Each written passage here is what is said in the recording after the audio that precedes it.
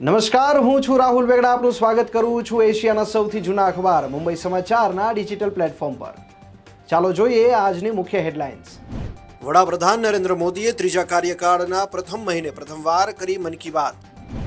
Sunita વિલિયમ્સની space વાપસીને લઈને આવ્યા સારા સમાચાર. ઇસરો ચીફે કહ્યું, સ્પેસ સ્ટેશન આ લોકો માટે લાંબા સમય સુધી રહેવા માટે સુરક્ષિત. સુનિતા વિલિયમ્સ મહિનાઓ સુધી અવકાશમાં રહી શકે છે.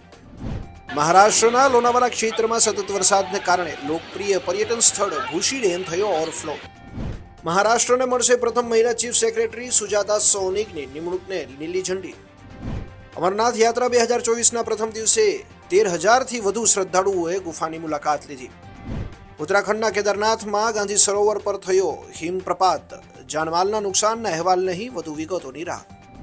ગુજરાત રાજ્યના મોટાભાગના વિસ્તારોમાં સવારથી હળવેથી ભારે વરસાદ. અમદાવાદ, સુરત, વાપી, વલસાડ જેવા નગરોમાં પાણી ભરાયાના દ્રશ્યો.